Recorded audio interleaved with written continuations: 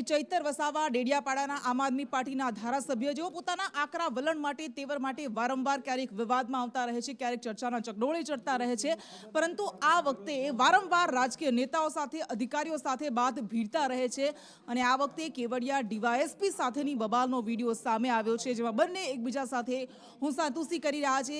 ચૈતર વસાવા એ ડીવાયએસપીને કહી રહ્યા છે કે આંગળી નીચે રાખ, તો ડીવાયએસપી સામે જવાબ આપી રહ્યા છે અને આ બંને વચ્ચે મામલો ગરમાઈ ગયો હતો। જો કે ત્યારબાદ ચૈતર વસાવાએ પોતાના સમર્થકોને કહ્યું કે હવે બસમાં બેસી જાઓ, આપણે નીકળી જઈએ, પરંતુ આ વિડીયો અત્યારે સોશિયલ મીડિયામાં ખાસો વાયરલ થઈ રહ્યો છે।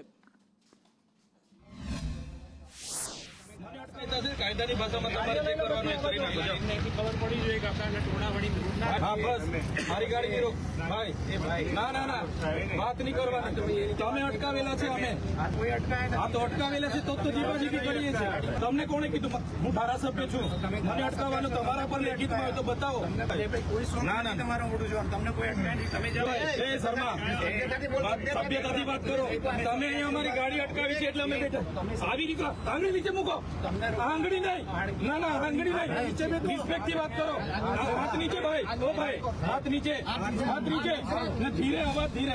પોલીસની ડ્યુટી માત્ર શાંતિ, સલામતી અને સુરક્ષા પૂરી પાડવાની છે અને કાયદો અને વ્યવસ્થા જાળવવાની છે। ત્યારે નર્મદા પોલીસે નર્મદા જિલ્લામાં 20થી 25 જગ્યાએ ગેરકાયદેસર ચેકપોસ્ટો બનાવીને જે નાના માણસો પર દંડ ઉઘરાવવામાં આવે છે, કોઈ વ્યક્તિ ખેતરે પાણી વાળવા જતો હોય, કોઈ વ્યક્તિ મજૂરીએ જતો હોય, કોઈ શાળાએ ભણવા જતા હોય કે કોઈ લગ્નમાં ચાંદલો કરવા કે જાનમાં જતા હોય, એવા લોકોને, નાના લોકોને ટાર્ગેટ કરીને જે દંડ ફટકારવામાં આવે છે। तो बाकी कुछ रजुआतें उनकी थी जो पुलिस लगत की है और कुछ पुलिस के अलावा बाकी डिपार्टमेंट की है, तो वो रजुआतें उनके पास से ली गई है और आने वाले समय में उसके ऊपर कार्रवाई की जाएगी। सर जो उन्होंने कुछ आक्षेप भी किया है कि बुटलेगरों को नहीं पकड़ती है पुलिस। जब मेरे सामने रजुआतें हुई उस समय पे इस तरीके के आक्षेप नहीं हुए, लेकिन हमने उनको बता दिया है कि अगर उनके पास भी कोई इन्फॉर्मेशन है वो हमको दे। હવે વાત કરવી છે એ આકરી ગરમીની, જેનો સામનો કરવા માટે તમારે તૈયાર રહેવું પડશે, કારણ કે હવામાન નિષ્ણાંતો પણ કહી ચૂક્યા છે કે આ વખતનો ઉનાળો આકરો રહેવાનો છે અને અત્યારથી હીટવેવની આગાહી કરવામાં આવી છે। ક્યાંક ઓરેન્જ એલર્ટ જાહેર કરવામાં આવ્યા છે તો ક્યાંક યલો એલર્ટ જાહેર કરવામાં આવ્યા છે। से लेकर 8 तारीख तक सौराष्ट्र कस्बे में हीट वेव का वार्निंग दिया गया है। इसमें D1 में जो डिस्ट्रिक्ट आ रहा है इसमें कच्छ आ रहा है और आपका कच्छ, पोरबंदर, राजकोट, जूनागढ़ से आ रहा है। पोरबंदर में हम लोग ऑरेंज अलर्ट दिया है और बाकी जो 3 डिस्ट्रिक्ट है इसमें येलो अलर्ट दिया गया है। તો એક તરફ મોટાભાગના જિલ્લાઓમાં ગુજરાતમાં આકરી ગરમીની શરૂઆત થઈ ગઈ છે, પ્રચંડ ગરમીની શરૂઆત થઈ ગઈ છે, પરંતુ એ બધા વચ્ચે ક્યાંક માવઠાની પણ આગાહી કરવામાં આવી છે। કેટલાક વિસ્તારોમાં તો વરસાદ વરસી પણ ચૂક્યો છે। એ મધ્ય ગુજરાતના કેટલાક જિલ્લાઓમાં અને દક્ષિણ ગુજરાતના નવસારી, ડાંગમાં વરસાદની આગાહી કરવામાં આવી છે। અરવલ્લી, મહીસાગર, દાહોદમાં માવઠાની આગાહી કરવામાં આવી છે। આ ઉપરાંત પંચમહાલમાં પણ કમોસમી વરસાદ વરસશે તેવી આગાહી કરાઈ છે, જેના કારણે ખેડૂતો ચિંતામાં મુકાઈ ગયા છે। Light to moderate with thunderstorm with lightning का पूर्वानुमान दिया गया है। इसमें जो डिस्ट्रिक्ट आ रहा है वो नॉर्थ गुजरात रीजन में दिल्ली, महासागर, दाहोद, पंचमहाल और जो दक्षिण गुजरात क्षेत्र में जो डिस्ट्रिक्ट आ रहा है उसमें जो छोटा उदयपुर, नर्मदा, तापी, डांग, नवसारी, वलसाड, दमन एंड दादरा नगर हवेली, इसमें ये डिस्ट्रिक्ट आ रहा है। અને દર વખતે કોઈ કાંડ સામે આવે, અગ્નિકાંડ હોય, હત્યાકાંડ હોય, ત્યારે આપણે સવાલ કરીએ કે આપણા અપરાધીઓ એટલા બેખૌફ કેમ છે, પણ એનો જવાબ એમાં છુપાયેલો છે કે આ બધા જ અપરાધીઓના રાજકીય કનેક્શન સામે આવે છે। એ પછી રાજકોટનો TRP ગેમ ઝોન કાંડ હોય, હરણી કાંડ હોય કે પછી ડીસાનો એ વિસ્ફોટ કે જેમાં અનેક લોકો, 21 શ્રમિકો મોતને ભેટ્યા, આખા પરિવાર સાફ થઈ ગયા, નાના નાના ભૂલકાઓ તેમાં મોતને ભેટ્યા અને એ આરોપીએ દીપક સિંધીનું ભારતીય જનતા પાર્ટી સાથેનું કનેક્શન સામે આવ્યું છે।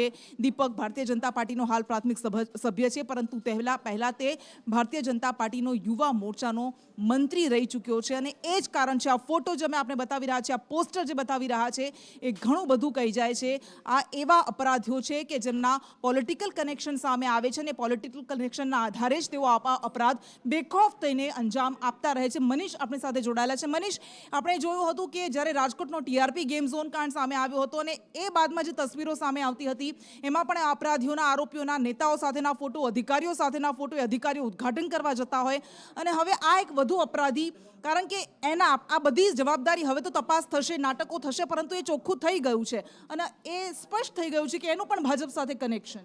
બિલકુલ કૃષ્ણા, આ રિવાજ થઈ ગયો છે ગુજરાતમાં. કોઈ પણ કાંડ કરવું હોય તો તમારે ગળે ભાજપનો ખેસ પહેરી લેવાનો અને પછી તમે કોઈ પણ કાંડ કરો, કારનામા કરો તો તમારી સામે કોઈ તમારો વાળ પણ વાંકો ન વાળી શકે. આ કેસમાં પણ ભારતીય જનતા પાર્ટીના એક મોટા નેતાની સંડોવણી હોવાની વાત સામે આવી છે. સ્થાનિક સૂત્રો કહી રહ્યા છે કે એ બહુ મોટા નેતા છે, બહુ મોટા નેતા સ્થાનિક લેવલે, અને એમના ઇશારે નગરપાલિકાથી લઈને પંચાયતથી લઈને તમામ વહીવટ એમના ઇશારે ચાલે છે.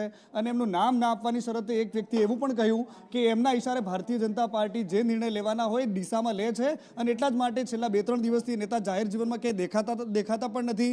આ બધી જ ચર્ચાઓ ચાલી રહી છે, પરંતુ એક ફોન ગયો અને દીપકે ફરી એ જ પોલીસે જેના માટે પરમિશન આપવાની ના પાડી હતી એ કારખાનું ખોલવામાં આવ્યું કૃષ્ણા, અને એક જ ફોનથી પોલીસે તમામ કાયદા, નીતિ, નિયમ બધું જ નેવે મૂકીને એક કૌભાંડી માટે, જેને પહેલા રિપોર્ટમાં પોલીસને લાગતું હતું કે અહીંયા સંદિગ્ધ છે, કંઈક એવું રંધાઈ રહ્યું છે કે જે કાયદાના નિયમો હેઠળ નથી આવતું, તેમ છતાં પણ ભારતીય જનતા પાર્ટીના એક મોટા નેતાના કહેવા પ્રમાણે તાબડતોબ ફેક્ટરી ખુલી ગઈ અને ત્યાર પછી આખા કાંડને અંજામ આપવામાં આવ્યો. આ એ જ વસ્તુ છે જે રાજકોટથી લઈને અહીંયા સુધી આપણે જોતા આવ્યા છીએ કૃષ્ણા, કે કેવી રીતે ભારતીય જનતા પાર્ટીના નેતાઓ પોતાના પદનો દુરુપયોગ કરીને, પોતાની સત્તાનો દુરુપયોગ કરીને કેવા ખેલ પાડવામાં આવા કૌભાંડીઓનો સાથ આપે છે.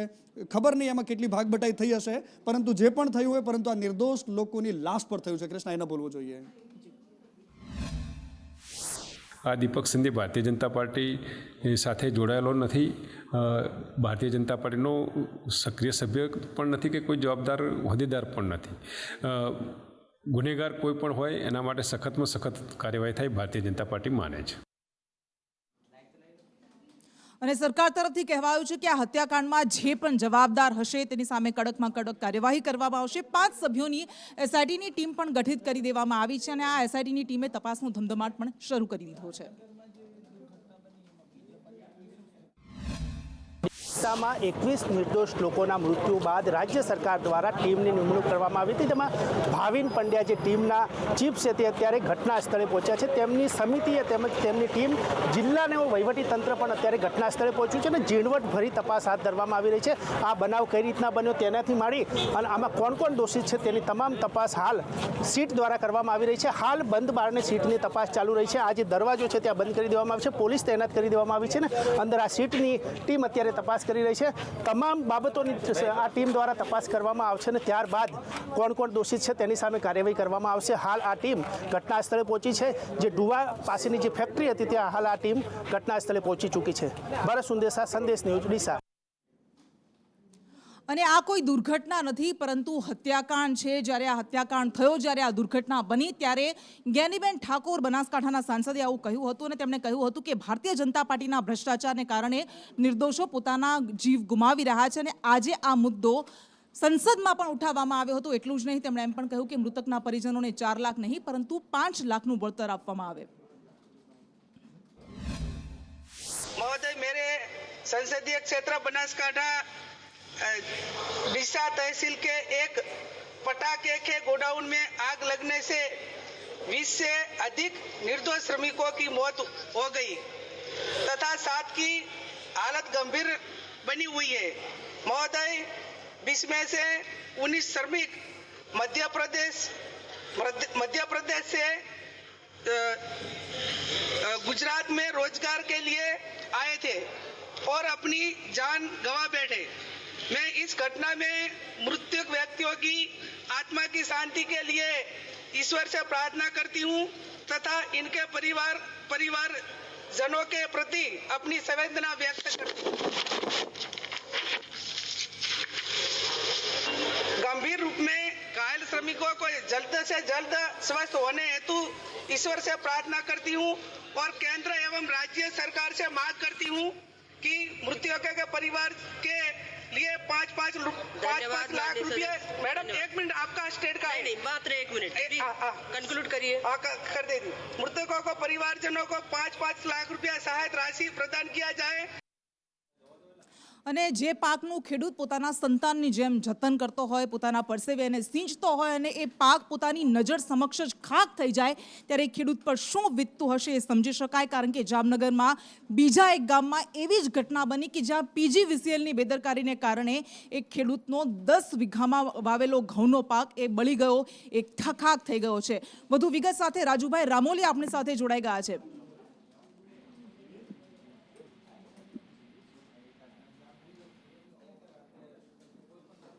જી રાજુભાઈ. ઝાલાવાડ તાલુકામાં વધુ એક PGVCLની ઘોર બેદરકારી સામે આવી છે. તાજેતરમાં જ ઝાલાવાડ તાલુકાના ખંડેરા ગામે વીજ વાયર પડતા 15 એકરના ઘઉંનો બળીને પાક ખાક થઈ ગયો હતો. ત્યારબાદ આજ રોજ તાલુકાના શશાંક ગામમાં ખેતરમાં ઉભેલો 10 વીઘાનો ઘઉંનો બળીને પાક ખાક થઈ ગયો છે. શશાંક ગામના ભાગીરથસિંહ જાડેજા નામના ખેડૂતમાં નું ખેતર હતું. ખેતર ઉપર PGVCLની સર્વિસ લાઈન હતી. અચાનક શોર્ટ સર્કિટ થતા ઇલેક્ટ્રિકનો ચાલુ વાયર ખેતરમાં ઉભેલા 10 વીઘાના ઘઉં પર પડતા ઘઉં ખાક થઈ ગયા હતા. વાયર પડતા ખેતર લાગી આગ પર ઘઉં ઉપર બળીને ખાક થતા PGVCLની ઘોર બેદરકારી સામે. જી બિલકુલ, આભાર આપનો તમામ વિગત માટે. અને ઉનાળાની શરૂઆત થઈ ગઈ છે, આખરી ગરમી પડી રહી છે અને પરિણામે આગની ઘટનાઓમાં પણ વધારો થઈ રહ્યો છે. વારંવાર અલગ અલગ જગ્યાએથી આગની ઘટનાઓ સામે આવે છે, જેમાં લાખો રૂપિયાનું નુકસાન જઈ રહ્યું છે. અને આવી જ એક ઘટના વિરમ ગામમાં પણ બની છે, જ્યાં માંડલની વૈભવ લક્ષ્મી કોટન જીનમાં આગ ફાટી નીકળી હતી. જોકે આગ કયા કારણસર લાગી હતી તે હજુ જાણવા નથી મળ્યું. જીનમાં આગ લાગવાનું કારણ અકબંધ છે, પરંતુ એમાં પણ લાખો રૂપિયાનું નુકસાન થયું છે. અલ્તાફ વધુ વિગત સાથે જોડાઈ ગયા છે. અલ્તાફ, શું કારણ સામે આવ્યું છે? કેટલું નુકસાન થયું છે? શું તપાસમાં સામે આવ્યું? માંડલ નજીક આવેલી વૈભવ લક્ષ્મી કોટન જીનમાં આગ લાગવાની ઘટના બની હતી. વૈભવ લક્ષ્મી કોટન જીનમાં કપાસના ઢગલામાં અગમ્ય કારણોસર આગ લાગી હતી. આગ લાગવાનું કારણ હજુ અકબંધ છે. ઘટનાની જાણ થતાં વિરમગામ નગરપાલિકાની ફાયર ટીમ ઘટના સ્થળે દોડી આવ્યા હતા અને ફાયર ટીમે આગ પર પાણીનો મારો ચલાવીને આગ પર કાબુ મેળવ્યો છે. જી બિલકુલ, આભાર આપનો. અને અકસ્માતોની વણઝાર વચ્ચે અમદાવાદમાં વધુ એક અકસ્માત સામે આવ્યો છે. અમદાવાદના CTMમાં એક કાર જે પાર્ક કરવામાં આવી હતી, પરંતુ બેફામ ગતિ આવતા કાર ચાલકે એ કારની અડફેટે લીધી હતી અને અકસ્માત સર્જાયો હતો. તેના દ્રશ્યો પણ સામે આવ્યા છે, CCTV ફૂટેજ પણ સામે આવ્યા છે. સિંધવાઈ માતાના મંદિર પાસે આ બનાવ બન્યો હતો. વધુ વિગત સાથે સંવાદદાતા જિગ્નેશ પટેલ આપણી સાથે જોડાઈ ગયા છે. જિગ્નેશ, આ અકસ્માતને લઈને શું વિગત સામે આવી રહી છે? કોણ હતો આરોપી? કૃષ્ણ, વાત કરવામાં આવે તો જે બનાવ છે તે અમદાવાદના CTM પાસે આવેલી સિંધવાઈ પાર્ક સોસાયટીની બહાર, એટલે કે જે રોડ ઉપર પાર્ક કરેલી ગાડી હતી, તેને અચાનક જ પૂર ઝડપે કાર ચાલકે ગાડી લાવી અને ટક્કર મારી હતી, જેમાં બંને ગાડીઓને નુકસાન થયું છે. તો બીજી તરફ જે કાર ચલાવનાર ડ્રાઈવર હતો તેને પણ ગંભીર ઇજાઓ પહોંચી હતી. અત્યારે I ડિવિઝન ટ્રાફિક પોલીસ દ્વારા આ અકસ્માત કયા સંજોગોમાં થયો અને કેવી રીતે અકસ્માત સર્જાયો તેને લઈને તપાસ હાથ ધરવામાં આવી છે. તો બીજી તરફ ઇજાગ્રસ્ત યુવક છે તેને સારવાર માટે હોસ્પિટલ ખસેડવામાં આવ્યો હોવાની હકીકત સામે આવી છે, જેને લઈ ટ્રાફિક પોલીસ દ્વારા વધુ કાર્યવાહી શરૂ કરવામાં આવી. જે બિલકુલ, આભાર. અને એ બિલ કે જેને લઈને અત્યારે દેશમાં સૌથી વધારે ચર્ચા થઈ રહી છે એ છે વકફ સંશોધન બિલ. ગઈકાલે આપણે જોયું હતું કે 12 વાગ્યાની ચર્ચા શરૂ થઈ હતી અને રાતના 12 વાગ્યા સુધી આ ચર્ચા ચાલી હતી અને આખરે લોકસભામાં આ બિલ પસાર થઈ ગયું છે. વિપક્ષના વિરોધ વચ્ચે આ બિલ પસાર થઈ ગયું અને આજે રાજ્યસભામાં આ બિલ રજૂ કરવામાં આવ્યું છે.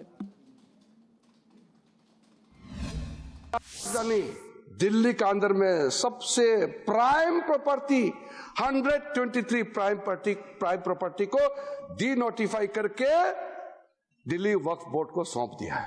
आप सोच के देखिए, 1970 से केस चल रहा था और पेंडिंग है. कोर्ट को निर्णय करने दीजिए, वो पेंडिंग है. और ये CGO कॉम्प्लेक्स वगैरह आप नाम सुनेंगे, लिस्ट बाद में मैं दे दूंगा. ऐसा प्राइम प्रॉपर्टी 123 प्रॉपर्टी को सीधा एक झटके में आपने हैंडओवर कर दिया. रिजू जी कल भी बोले, आज भी बोले, 123 प्रॉपर्टीज को लेके भ्रम फैलाया जा रहा है. ये सारे के सारे 123 प्रॉपर्टीज आके या तो दरगाह है, या तो मस्जिद है, या तो कब्रिस्तान है, या तो ईदगाह है. ये झूठ है. અને જ્યારે એક સામાન્ય નાગરિક બધી જ જગ્યાએથી હારી જાય, થાકી જાય, કંટાળી જાય, ત્યારે તે ન્યાય માટે એ ન્યાયપાલિકા પાસે જાય છે. પરંતુ ન્યાયપાલિકામાં પણ કેટલો ભ્રષ્ટાચાર વ્યાપેલો છે એ વારંવાર આપણે જોતા રહીએ છીએ. તાજેતરમાં જે યશવંત વર્માના ઘરે કોઈક રૂમ જ્યારે આગ લાગી ત્યારે ખબર પડી હતી કે એમાં મોટી માત્રામાં કેશ હતું. એ તપાસ શરૂ કરાઈ છે, પરંતુ હવે આદેશ આપવામાં આવ્યો છે સુપ્રીમ કોર્ટ દ્વારા એક મહત્વનો તમામ જજને. શું છે આદેશ, જાણીશું અંકિત પાસેથી. યશવંત વર્માવાળો જે કેસ છે તેને લઈને જે ન્યાયપાલિકામાં પારદર્શિતા લાવવા માટે અને લોકોનો વિશ્વાસ ન્યાયપાલિકામાં વધુ મજબૂત કરવા માટે એક નિર્ણય લેવામાં આવ્યો છે. 1 તારીખે સીજીઆઈની અધ્યક્ષતામાં એક મહત્વપૂર્ણ બેઠક મળી હતી, જેમાં એ નિર્ણય લેવામાં આવ્યો હતો કે જે સુપ્રીમ કોર્ટના જે જજીસ છે એ તમામ જજોએ જ્યારે પણ તે પદ સંભાળે છે ત્યારે તેમની જે સંપત્તિ જે છે તે જાહેર કરવી પડશે. સીજીઆઈ સહિત 30 એવા જજો કે જેમણે પોતાની સંપત્તિ આ રીતે જાહેર કરી દીધી, કોલેજે એ ડિસાઇડ કર્યું છે કે સુપ્રીમ કોર્ટની જે વેબસાઇટ હશે તેના પર આ સંપત્તિ જાહેર કરવી પડશે અને તમામ સંપત્તિ જે છે 30 જજોની એ જાહેર કરી દેવાય છે અને અન્ય જે જજો છે તેમને પણ કહેવામાં આવ્યું છે કે તેઓ પણ સંપત્તિ જાહેર કરે. સ્વૈચ્છિક રહેશે, કોઈના પર ફોર્સ નથી કે તેમણે સંપત્તિ જાહેર કરવી, પરંતુ ન્યાયપાલિકા પર ભરોસો વધુ મજબૂત થાય અને પારદર્શિતા લાવવામાં આવે. કારણ કે જે પ્રમાણે આપણે જણાવ્યું કે નાનામાં નાનો વ્યક્તિ જ્યારે કોઈથી પ્રતાડિત થાય છે ત્યારે સૌથી પહેલાં તે પોલીસ સ્ટેશન જાય છે. પોલીસ કર્મચારીથી લઈને જજ સુધી, કારણ કે જજના ઘરમાંથી પૈસા મળી આવવા, તપાસ હજુ ચાલુ છે, પરંતુ તે તપાસમાં પણ જો આગળ કંઈ એવું વસ્તુ નીકળે છે કે જે ભ્રષ્ટાચારી તે જજ હોઈ શકે તેવી શક્યતાઓને નકારી ન શકાય, તે મામલાને લઈને હવે ન્યાયપાલિકામાં વધુ પારદર્શિતા લાવવા માટે આ નિર્ણય લેવામાં આવ્યો છે કે તમામ જજોએ પોતાની જે સંપત્તિ છે તેને જાહેર કરવાની રહેશે અને સ્વૈચ્છિક રહેશે. જાહેર ન કરવી હોય તો તે ન પણ કરી શકે. જી બિલકુલ, આભાર આપનો. અને દર વખતે ચોમાસામાં જળાશયો છલકાય, પરંતુ ઉનાળો શરૂ થાય એટલે પાણીની પારાયણ શરૂ થઈ જાય છે. છોટા ઉદેપુરના સાંસદ જશુ રાઠવા દ્વારા કેન્દ્ર સરકાર સમક્ષ માંગ કરવામાં આવી કે જો તમે સરદાર સરોવરનું પાણી ઉત્તર ગુજરાતમાં પહોંચાડી શકતા હો, સૌરાષ્ટ્રમાં પહોંચાડી શકતા હો, કચ્છમાં પહોંચાડી શકતા હો, તો છોટા ઉદેપુરમાં કેમ નથી પહોંચાડી શકતા?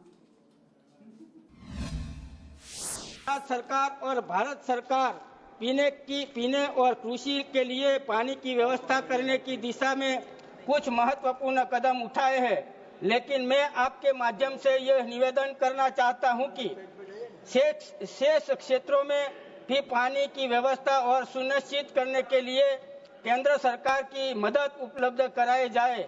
यह न केवल स्थानीय निवासियों के लिए जीवन को सुधारने के लिए महत्वपूर्ण होगा, बल्कि क्षेत्र की आर्थिक स्थिति को भी मजबूत करेगा.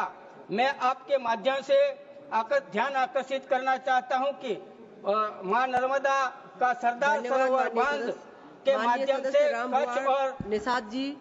कच्छ और उत्तर गुजरात में पानी जाता है, तो छोटा उदेपुर के लिए भी उपलब्ध कराया जाए. અને ગોંડલના એ રાજકુમાર જાટનું મૃત્યુ જે પહેલેથી જ શંકાના ઘેરામાં છે. પોલીસની કામગીરી સામે સવાલો ઉઠી રહ્યા છે, શંકા થઈ રહી છે, કારણ કે પહેલો જે પોસ્ટમોર્ટમ રિપોર્ટ સામે આવ્યો હતો એમાં 17 ઈજાઓ હતી, ફોરેન્સિક રિપોર્ટ સામે આવ્યો એમાં 42 ઈજા, પરંતુ પોલીસે જે પંચનામું કર્યું તેમાં 11 જ ઈજા પહોંચી છે, 11 જ ઈજા બતાવવામાં આવી છે, જેના કારણે પોલીસની કામગીરી સામે ફરી એક વખત સવાલ ઉઠ્યા છે. પરિવાર કહી રહ્યો છે કે તપાસ સીબીઆઈને સોંપવામાં આવે. વધુ વિગત સાથે સંવાદદાતા મયુર સોની જોડાઈ ગયા છે. મયુર, પહેલેથી જ પોલીસની કામગીરી સામે શંકા છે અને પંચનામામાં વધુ વિગતો એવી ઉમેરાઈ કે જેના કારણે સવાલ ઉભા થયા.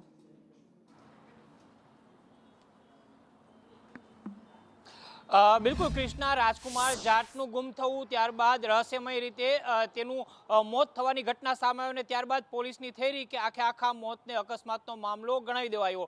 પોલીસે તો પોતાની તપાસ પૂરી કરી દીધી છે, પરંતુ તપાસ બાદની જે કાંઈ પણ વિગતો સામે આવી છે તેની અંદર અનેક છિંડાઓ સામે આવ્યા છે. સૌપ્રથમ જે પીએમ રિપોર્ટ હતો તેને લઈને સવાલ ઉઠતા ફોરેન્સિક પીએમ રિપોર્ટ છે તે કરવામાં આવ્યો હતો અને ત્યારબાદ પોલીસે જે આખો રિપોર્ટ રજૂ કર્યો છે તેમાં અલગ અલગ પ્રકારની ઈજાઓ છે એ અહીંયા સામે આવી છે. એટલું નહીં, પરિવારજન પહેલેથી આક્ષેપ કરતો રહ્યો છે કે ગોંડલના ધારાસભ્યનો પરિવાર છે એની સામે તેમણે આંગળી ચીંધી છે, તે આખી જે ગતિવિધિ છે તે શંકાના દાયરામાં છે. એટલું જ નહીં, પરંતુ આ મામલે ગુજરાતની બહાર રાજસ્થાનની અંદર પણ અલગ અલગ જગ્યાએ વિરોધ પ્રદર્શન જાટ સમાજ દ્વારા કરવામાં આવ્યા છે. હવે પરિવાર છે તે સમગ્ર મામલે સીબીઆઈ તપાસની માંગ કરી રહી છે. પરિવાર પહેલેથી એ માંગ કરી રહ્યો છે કે રાજકુમારની સાથે જે પહેલા દિવસે ઘટના ઘટી હતી તેના સીસીટીવી ફૂટેજ પોલીસ કેમ જાહેર નથી કરતી? જો એ સીસીટીવી ફૂટેજ જાહેર કરે તો દૂધનું દૂધ અને પાણીનું પાણી થઈ શકે છે. ત્યારબાદ આખી ઘટનાનો સિલસિલો સામે આવ્યો હતો. રાજકુમાર ઘર છોડીને ચાલ્યો જાય છે અને ત્યારબાદ કુવાડવા પાસે તેનું અકસ્માતે મોત થયું છે એવું પોલીસે નોંધ કરી દીધું છે. પરંતુ આ અકસ્માતને પણ પરિવારજનો છે તે શંકાની નજરે જોઈ રહ્યા છે. જી બિલકુલ મયુર, આભાર આપનો. અને હવે રાજ્યમાં વાત કરવી છે ભેળસેળિયા તત્વોની કે જેઓ બેફામ છે અને લોકોના આરોગ્ય સાથે ચેડા કરતા રહે છે. આરોગ્ય વિભાગ સમયાંતરે કામગીરી કરતું રહે છે, ક્યારેક દેખાડો કરતું રહે છે, પરંતુ અત્યારે રાજકોટમાં મસાલા માર્કેટમાં આરોગ્ય વિભાગ દ્વારા તપાસ કરાઈ રહી છે.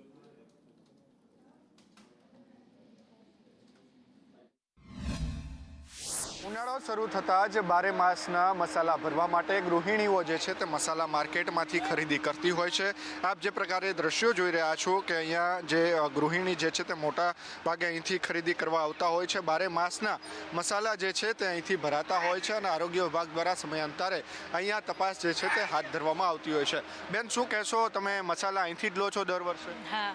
શું કહેશો, અત્યારે તપાસ કરવામાં ભેળસેળ વાળું કંઈ મળે તો શું કાર્યવાહી થવું જોઈએ? હા, જો ભેળસેળવાળું મળે તો થવું જોઈએ, પણ અહીંયા અમને એવું કંઈ દેખાતું નથી. અહીંયા બધી વસ્તુ સારી જ છે અને અત્યારે મેં બધી લીધી પણ કંઈ ખરાબ વસ્તુ મળી નથી મને જોવા માટે. તમે ખરીદી કરતા હોય છો, શું શું ધ્યાન રાખતા હોય છો? મેં જોયે છે કે ભાઈ આમાં કંઈ ચાઇનાની વસ્તુ કે ભેળસેળવાળી વસ્તુ ખરાબ કે કલરવાળી વસ્તુ છે નહીં ને, એ માટે અમે તપાસ કરીએ છીએ. પણ અત્યાર સુધીમાં મને કંઈ એવું મળ્યું નથી.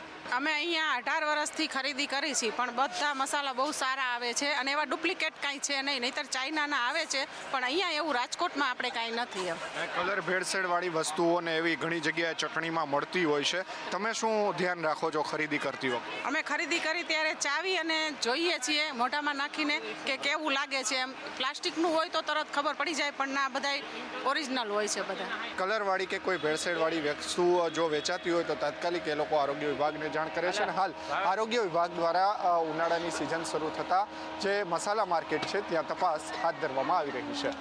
કેમેરા પર્સન વિપુલ બોરીચા સાથે મયુર સરવૈયા, સંદેશ ન્યૂઝ, રાજકોટ. ઉનાળાની શરૂઆત થતાં જ મસાલા જે છે તે ગૃહિણીઓ જે છે તે 12 વર્ષના ભરતી હોય છે અને આરોગ્ય વિભાગ દ્વારા રાજકોટની જે અલગ અલગ મસાલા માર્કેટો જે આવેલી છે ત્યાં અત્યારે ચેકિંગ જે છે તે હાથ ધરવામાં આવ્યું છે. મરચાં, હળદર, ધાણા જીરું સહિતના જે મસાલાઓ હોય છે તેમજ અનાજના જે છે નમૂના પણ અત્યારે લેવામાં આવી રહ્યા છે અને સ્થળ પર જ આરોગ્ય વિભાગના જે અધિકારીઓ જે છે તેમના દ્વારા ફૂડ સેફ્ટી વેન લઈ અને ટેસ્ટિંગ જે છે તે હાથ ધરવામાં આવી રહ્યું છે. આપણી સાથે આરોગ્ય અધિકારી છે, તેમની સાથે વાત કરવાનો પ્રયાસ કરીશું. સર, અત્યારે કઈ રીતે આખું ચેકિંગ જે છે તે હાથ ધરાઈ રહ્યું છે?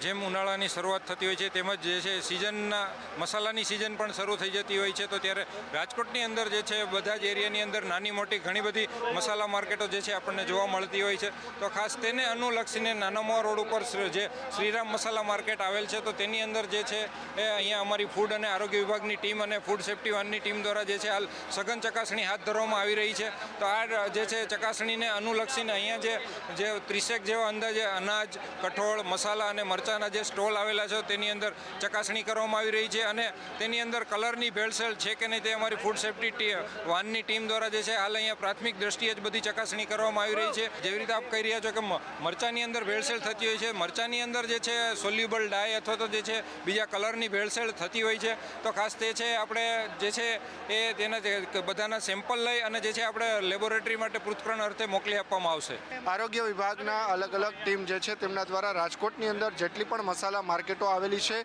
ત્યાં અત્યારે ચેકિંગ જે છે તે હાથ ધરવામાં આવી રહ્યું છે. આપ જે પ્રકારે હું આપને પણ દ્રશ્યો બતાવીશ છે કે આ વરિયાળી જે છે તેમનું અહીંયા સ્થળ પર જ ચેકિંગ જે છે તે હાથ ધરવામાં આવી રહ્યું છે. વરિયાળીને પાણીમાં અને કેમિકલની અંદર ખાસ પ્રકારનું નાખવામાં આવતું હોય છે. આમાં કોઈ પણ પ્રકારના કલર જો ભેળસેળ કરવામાં આવે તો તરત જ અહીંયા ખ્યાલ આવી જાય છે અને તેમની સામે દંડાત્મક કાર્યવાહી જે છે તે કરવામાં આવતી હોય છે. 30થી પણ વધારે જેટલા સ્ટોલ નાના મોવા પાસે આવેલા છે ત્યાં હાલ આરોગ્ય વિભાગની ટીમ જે છે તે અત્યારે તપાસ કરી રહી છે. કેમેરા પર્સન વિપુલ બોરીચા સાથે મયુર સરવૈયા, સંદેશ ન્યૂઝ, રાજકોટ. રાજ્યમાં અલગ અલગ કર્મચારીઓ દ્વારા, આરોગ્ય કર્મચારીઓ હોય કે પછી શિક્ષકો હોય, એમના દ્વારા આંદોલન કરવામાં આવી રહ્યા છે, હડતાળ કરવામાં આવી રહી છે અને આ હડતાળ પર હથોડો પણ સરકારનો ફરી રહ્યો છે. પરંતુ એ શિક્ષકો કે જેમણે ગાંધીનગરમાં ધરણા પ્રદર્શન કર્યા હતા એમની સામે હવે કાયદાકીય શસ્ત્ર પણ ઉગામવામાં આવ્યું છે. કેવી રીતે? વિગત આપશે સંજય ચૌધરી. જે ગાંધીનગરમાં એક બાદ એક આંદોલનો શરૂ થઈ રહ્યા છે અને શિક્ષકો ઉમેદવારો જે છે પોતાની માંગોને લઈને એ સરકાર સામે પ્રદર્શન કરી રહ્યા છે. 2 દિવસ પહેલાં અગાઉ જ્યારે વ્યાયામ શિક્ષકો કાયમી કરવાની માંગ સાથેના આંદોલન સાથે વિધાનસભા પહોંચી ગયા અને ત્યાં ગેટ નંબર 1 આગળ દેખાવો કરી રહ્યા હતા, તેને લઈને હવે સરકારે આક્રમક વલણ અટકાવ્યું છે. વ્યાયામના શિક્ષકો 15 દિવસથી દેખાવો કરી રહ્યા છે, રોજ ગાંધીનગર આવી રહ્યા છે. તેમને અટકાવવા માટે હવે 10 જેટલા લોકોને આઈડેન્ટિફાઈડ અને તેમની સામે નામજોગ ગુનો ગુનો દાખલ કરવામાં આવ્યો છે. સેક્ટર 7 પોલીસ સ્ટેશન દ્વારા આ ગુનો દાખલ કરવામાં આવશે. એટલે કે હવે આ લોકો સામે એવું શસ્ત્ર ઉગાવવામાં આવે કે એઓ ડરી અને ગાંધીનગર છોડીને જતા રહે. પરંતુ તેમ છતાં પણ આજે વ્યાયામ શિક્ષકોમાં એ ગાંધીનગરમાં દેખાવો કર્યા હતા. જ્યારે પોલીસ આવી ત્યારે તેમને સામેથી અટકાયત વહોરી હતી. એટલે એ પ્રમાણેની જે આખી ઘટના સરકાર અત્યારે દબાવવા માટેના પ્રયાસ કરી છે. પહેલાં આરોગ્ય કર્મચારીઓને સામે કેસ દાખલ કર્યા, તેમને નોકરીમાંથી છૂટા કરાયા, અને હવે વ્યાયામ શિક્ષકોને પણ આ રીતે ડરાવીને તેમનું આંદોલન બંધ કરવા માટેના પ્રયાસો કરવામાં આવી રહ્યા છે. જી બિલકુલ, આભાર. એટલે પ્રદર્શનકારીઓ સામે એવું શસ્ત્ર ઉગામવામાં આવી રહ્યું છે કે આખરે તેઓ ડરીને પાછા ફરી જાય, અને આંદોલનકારીઓ સામે, આરોગ્ય કર્મચારીઓ સામે પણ જે કરવામાં આવ્યું, અલ્ટિમેટમ આપવામાં આવ્યું કે 3 એપ્રિલ સુધી નોકરીમાં પાછા આવી જાઓ, તો તમારી સામે જે ટર્મિનેશનના ઓર્ડર આપવામાં આવ્યા છે એ પાછા લઈ લેવામાં આવશે. પરંતુ તેમ છતાં પણ અનેક આરોગ્ય કર્મીઓ છે કે જેઓ ઝૂકવા માટે તૈયાર નથી. હજારો કર્મચારીઓને ટર્મિનેટ કરી દેવામાં આવ્યા છે, તેમને અલ્ટિમેટમ પણ આપવામાં આવ્યું, પરંતુ તેઓ હજુ આંદોલન કરી રહ્યા છે. સરકારે જાહેર કર્યું છે કે 3જી તારીખ સુધીમાં જેટલા લોકો હાજર થશે એના માટે વિચારવામાં આવશે. બાકી એમની માંગણીમાં એમને ચર્ચા માટે પણ ભૂતકાળમાં આવી ગયા હતા, વાત પણ કરી હતી, અને જે વાત યોગ્ય સ્વીકારવા જેવી હતી એ વાતની એ વખતે પણ એમને ખાતરી આપી હતી કે ભાઈ આ વાતમાં પરીક્ષાઓવાળો વિષય છે એ સોર્ટ આઉટ થઈ શકે એમ છે. પરંતુ ગ્રેડ પેવાળા મુદ્દે એ સરકારનો નીતિ વિષયક નિર્ણય છે. સમગ્ર સરકારની અંદર તમામ કેડરના સંવર્ગના અધિકારીઓ માટે અથવા કર્મચારીઓ માટે એ નિર્ણય લાગુ પડે, એટલે એ હાલ પૂરતું શક્ય નથી. આજે 3જી તારીખ થઈ છે. 3જી તારીખે સાંજ સુધીમાં જે લોકો હાજર થશે એના માટે સરકાર એ ચોક્કસ વિચારશે. પરંતુ 3જી તારીખ પછી અથવા તો 3જી તારીખ પછી હાજર થવા આવશે તો એના માટે પણ સરકારે શું કરવું, સરકાર પોતે પોતાની રીતે વિચારી. અને એવું કહેવાય છે કે જળ સાથે ક્યારેય જોખમ ન લેવું જોઈએ, કારણ કે એ મોત તરફ પણ ક્યારેક દોરી જાય છે. દ્વારકામાં આજે કંઈક એવું જ થતાં રહી ગયું, કારણ કે ગોમતી નદી સવારે શ્રદ્ધાળુઓ પાર કરી રહ્યા હતા અને અચાનક જ પાણીનો ખૂબ પ્રવાહ વધી ગયો અને એના કારણે શ્રદ્ધાળુઓ ફસાઈ ગયા હતા. જોકે ત્યારબાદ શ્રદ્ધાળુઓને બીજા કાંઠે લઈ જવામાં આવ્યા, પરંતુ અહીંયા તંત્રના નિર્ણય પર પણ રોષ ઠલવવામાં આવી રહ્યો છે.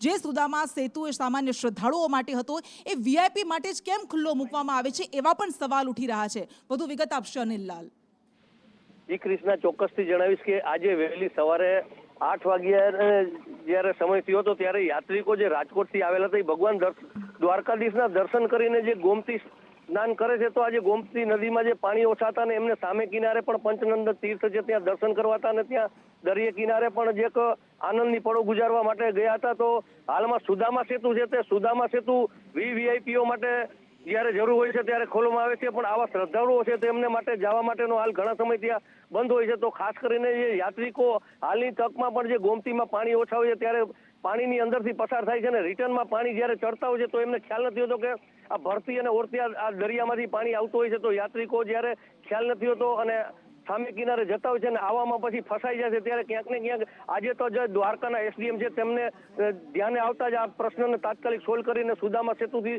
3-4 લોકોને લઈ આવી અને યાત્રિકોને હેમકેમ પસાર થઈને અહીં પાછા આવી ગયા છે. તો ખાસ કરીને વાત કહેવાની છે કે સુદામા સેતુ અથવા તો ખોલે ને કાં કોઈ એવી વૈકલ્પિક યાત્રિકોની વ્યવસ્થા કરે કે સામે કિનારે આવી જઈ શકે. જી કૃષ્ણ. એક વોરરૂમમાં આગળ વધી અને છેલ્લા કેટલાક સમયથી સ્વામિનારાયણના કેટલાક કહેવાતા સાધુઓ દ્વારા જે બફાટ કરવામાં આવે છે, જે વિવાદાસ્પદ ટિપ્પણીઓ કરવામાં આવે છે, જેના કારણે ભારોભાર રોષ પ્રગટે છે અને એ માફી માંગીને ફરી પાછા એના એ જ નિવેદનો આપતા રહે છે અને આ ક્યારેય અટકતું નથી. આ બધા વચ્ચે દ્વારકાને લઈને તેમના દ્વારા જે નિવેદન આપવામાં આવ્યું હતું તેને લઈને હવે દ્વારકાપીઠના શંકરાચાર્ય સાથે દ્વારા કહેવામાં આવ્યું છે કે સનાતન ધર્મ એક છે ને સનાતન જ બધાને જન્મ આપ્યો છે.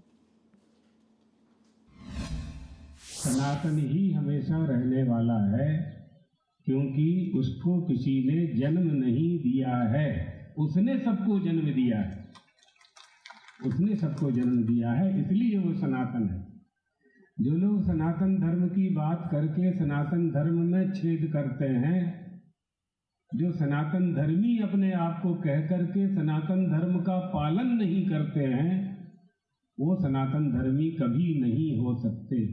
सब सनातन धर्मी ही हैं, लेकिन जो सनातन धर्मी संप्रदाय सनातन धर्म की बात करके सनातन धर्म पर आक्षेप करते हैं, अपने ग्रंथों में, अपनी पुस्तकों में सनातन धर्म के विरोध में लिखते हैं, सनातन देवी देवताओं के विरोध में लिखते हैं, हमारे द्वारा उनका स्वागत नहीं किया जा सकता। बहुत सचेत होने की आवश्यकता है।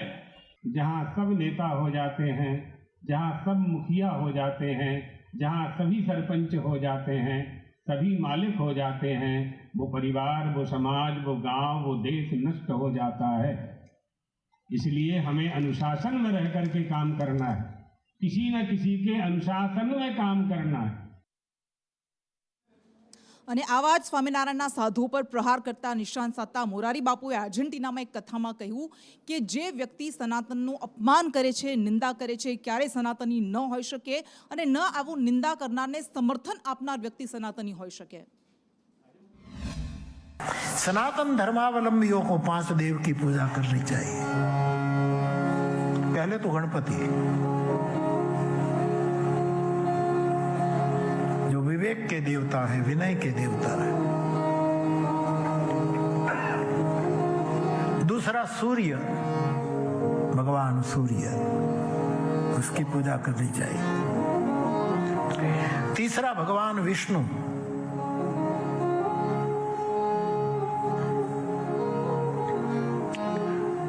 उसकी पूजा, उसकी वंदना। चौथा भगवान शंकर और 5वीं मां पार्वती दुर्गा। ये 5 देव की निंदा करे तो उसको और कुछ नहीं कहना, इतना समझना कि वो सनातन धर्मी नहीं है। बाकी कुछ भी हो, वो सनातन धर्मी नहीं है। और इनकी खंडन करे, इनकी निंदा करे, उनको साथ दे, उसके लिए भी निर्णय करना कि वो साथ देने वाले भी सनातनी नहीं है। અને વક્ફ બિલને લઈને અત્યારે સંસદથી લઈ સડક સુધી ઘમસાણ મચ્યું છે। એનો વિરોધ કરનારા લોકો અત્યારે રસ્તા પર નીકળી રહ્યા છે, વિરોધ પ્રદર્શન કરી રહ્યા છે। આ બધા વચ્ચે વલસાડથી ભારતીય જનતા પાર્ટીના સાંસદ ધવલ પટેલે આ વક્ફ બિલને સમર્થન કરતા કહ્યું કે હવે આદિવાસીઓની જમીન પર વક્ફનો કબજો નહીં થાય। આમ આદમી પાર્ટી અને કોંગ્રેસે એનો વિરોધ કર્યો છે। તેઓ આદિવાસીઓનું હિત નથી ઈચ્છતા। ખાસ કરીને નરેન્દ્ર મોદી સાહેબને હું ધન્યવાદ કહેવા માંગુ છું કે આ ઐતિહાસિક બિલમાં જે અમારો આદિવાસી જનજાતિ ક્ષેત્ર છે, શેડ્યુલ 5 અને શેડ્યુલ 6, જેમાં સૌથી વધારે વકફે જમીનનો કબજો, અમારી આદિવાસીની જમીનનો કબજો છે। ઝારખંડ હો, બિહાર હો, ઓડિશા હો, વેસ્ટ બેંગોલ હોય, ગુજરાત હોય, મહારાષ્ટ્ર હોય કે પછી રાજસ્થાન હોય, ત્યાં જમીનનો અવૈધ કબજો વકફવાળાએ અમારા આદિવાસીને કર્યો। તો એના માટે કાલે એમેન્ડમેન્ટ લાવીને શેડ્યુલ 5 અને શેડ્યુલ 6 એટલે જે અમારી આદિવાસીની જમીન છે એને આ વકફ ત્યાં ક્રિએટ કરી જ ના શકે ને વકફ હવે કોઈ પણ જમીનનો અવૈધ કબજો અમારા જનજાતિ આદિવાસી ક્ષેત્રમાં નહીં કરી શકે એનું પ્રાવધાન લાવીને બિલમાં ઇન્ક્લુડ કર્યું। એના માટે હું નરેન્દ્ર મોદી સાહેબ અને ગૃહમંત્રી અમિત શાહ સાહેબને ખૂબ ખૂબ ધન્યવાદ આપવા માંગુ છું। અને પ્રોવિડન્ટ ફંડ માટે તમારે ક્લેમ કરવો હોય તો ઈપીએફઓએ હવે આ ક્લેમની પ્રક્રિયાને વધારે સરળ બનાવી દીધી છે, કારણ કે કેટલીક જે ઝંઝટમાંથી લોકોએ પસાર થવું પડતું હતું એમાં હવે મુક્તિ આપી દીધી છે। શું મુક્તિ આપી છે, શું રાહત આપવામાં આવી છે, વિગત આપશે જયંતિ ચૌધરી। અત્યાર સુધી ઈપીએફઓમાં જો કોઈએ પ્રક્રિયા કરવી હોય ને પૈસા ઉપાડવા હોય તો તેમને ચેક, બેંક પાસબુક અને ફોટો અપલોડ કરવા પડતા હતા, પરંતુ હવે આમાંથી મુક્તિ આપવામાં આવી છે, જેની એક્સ પર મનસુખ માંડવિયાએ ટ્વીટ કરીને માહિતી આપી છે। મહત્વનું છે કે 7.7 કરોડથી વધુ સભ્યોને આનો લાભ મળશે। જી